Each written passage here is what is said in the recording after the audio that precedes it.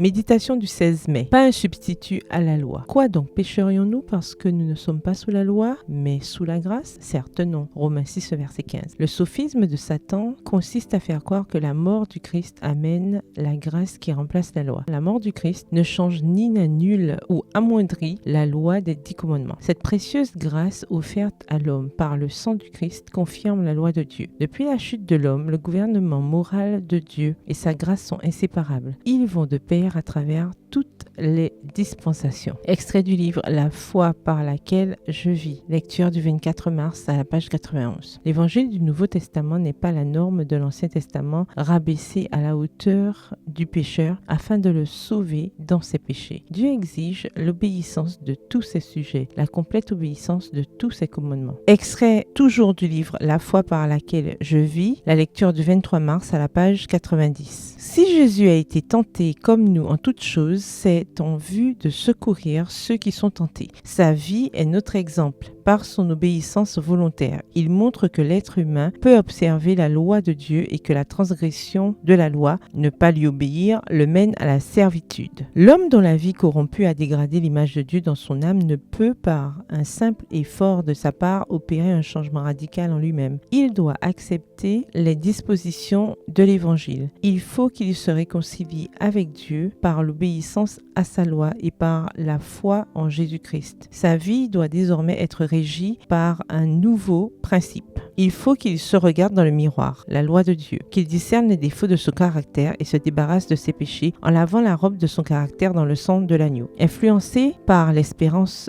de l'Évangile, le pécheur ne considérera pas le salut du Christ comme une grâce offerte alors qu'il continue à vivre dans la transgression de la loi divine. Lorsque la lumière de la vérité brillera dans son esprit et qu'il comprendra pleinement les exigences de Dieu et qu'il prendra conscience de l'étendue de ses transgressions, il réformera ses voies, deviendra fidèle à Dieu par la force obtenue de son Sauveur et mènera une vie nouvelle et plus pure. Extrait toujours du livre Testimonies for the Church, témoignages pour l'Église au volume 4, au chapitre 25, aux pages 294 et 295. L'Évangile n'a pas pour rôle d'atténuer les exigences de la sainte loi de Dieu, mais d'élever les êtres humains afin qu'ils puissent garder ses préceptes. Extrait du livre SDA Bible Commentary, le commentaire biblique adventiste au volume 6, le chapitre Romains 3 à la page 1073. Bonne soirée, que l'Éternel vous bénisse.